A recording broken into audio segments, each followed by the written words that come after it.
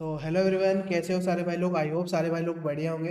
तो भाई लोगों अपन इस वीडियो के अंदर बात करने वाले हैं रिस्क मैनेजमेंट के बारे में। ठीक है, एक प्रॉपर रिस्क मैनेजमेंट क्या होना चाहिए। जस्ट अगर कोई मार्केट के अंदर बिगिनर है, नया नया है और उसको रिस्क में जो अपना रिस्क मैनेजमेंट है बनाना नहीं आ रहा है, तो उसके लिए काफ़ी ज़्यादा हेल्पफुल रहने वाली है ये वीडियो।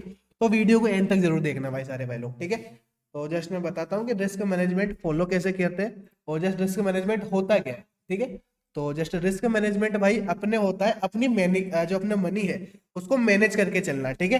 अपनी जो मनी है उसका सही तरह से यूज करके प्रॉफिटेबल ट्रेडर बनना, ठीक है। अगर रिस्क मैनेजमेंट सही तरीके से फॉलो करते हो भाई तो काफी अच्छे प्रॉफिटेबल बन पाओगे और मार्केट के अंदर काफी लंबे समय तक टिक पाओगे भाई, ठीक है।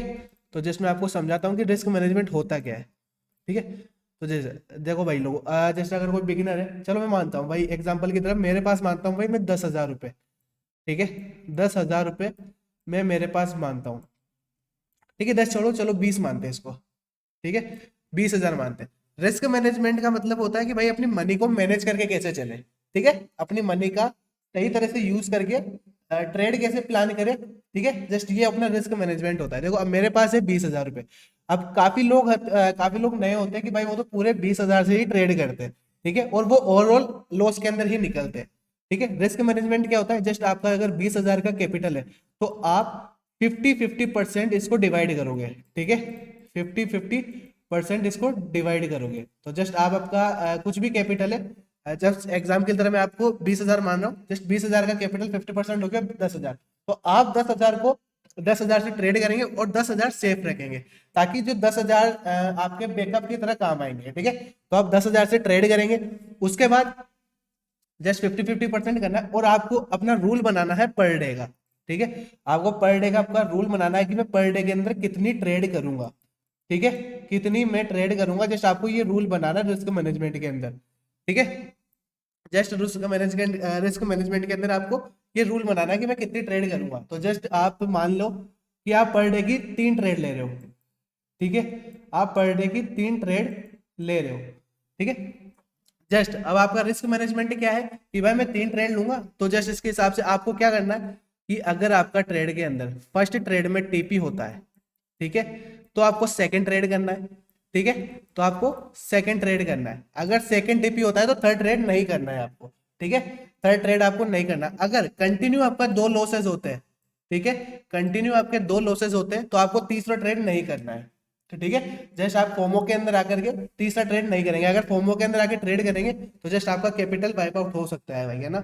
जस्ट आपका रिस्क मैनेजमेंट टूट सकता है भाई इसके कारण, ठीक है। और अगर आपका फर्स्ट टीपी सेकंड एसएल होता है, ठीक है, अगर आपका फर्स्ट टीपी सेकंड एसएल होता है तो आप थर्ड ट्रेड प्लान कर सकते हो, ठीक है। फोर्थ चीज आपको रिस्क मैनेजमेंट में क्या रखनी है कि आपके अगर प्रॉफिट होता है तो आपको प्रॉफिट में ही ट्रेड करनी है, जस्ट फिर कैपिटल पे रिस्क नहीं लेना है, ठीक है। उसके बाद आपको कैपिटल पे रिस्क नहीं लेना है, ठीक है। और उसके बाद क्या होता है, जस्ट आपको अपने ट्रेड के अंदर पर ट्रेड के अंदर आपका जो रिस्क होता है, ठीक है, उसको मैनेज करना है। रिस्क मैनेज कैसे करना है, जैसे अब हर ट्रेड के अंदर आपका कैपिटल 10,000 मान के चलो, आपका कैपिटल है 20,000 का, लेकिन 10,000 बैकअप के लिए और 10,000 ट्रेड, ठीक है। तो 10,000 किस लिए, 10,000 के हिसाब से आपका रिस्क मैनेजमेंट क्या होना चाहिए कि मैं पर ट्रेड के अंदर 2% से ज्यादा रिस्क नहीं लूंगा, 2% या 5%, ठीक है। 2% यानी 10,000 के हिसाब से हो गया भाई 200 रुपए, ठीक है। मैं पर ट्रेड के अंदर 200 रुपए से ज्यादा लॉस नहीं लूंगा। पर डे की 3 ट्रेड लूंगा, ठीक है। जस्ट जिसमें एसएल होता है मैं ऐसे लेके निकलूंगा, अगर प्रॉफिट होता है तो प्रॉफिट लेके निकलूंगा मार्केट से, ठीक है। और पर ट्रेड के अंदर आपको फॉलो करना है 1:2 या 1:3, ठीक है। 1:2 या 1:3।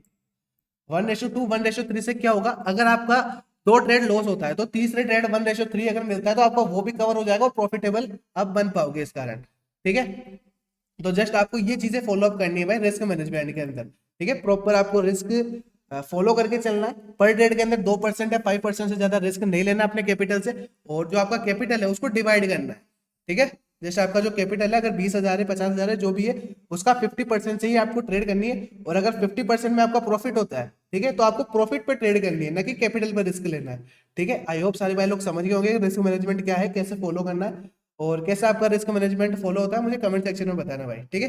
बाकी मिलते हैं ऐसी नॉलेजेबल वीडियो के साथ नेक्स्ट वीडियो के अंदर, तब तक के लिए बाय बाय गाइस।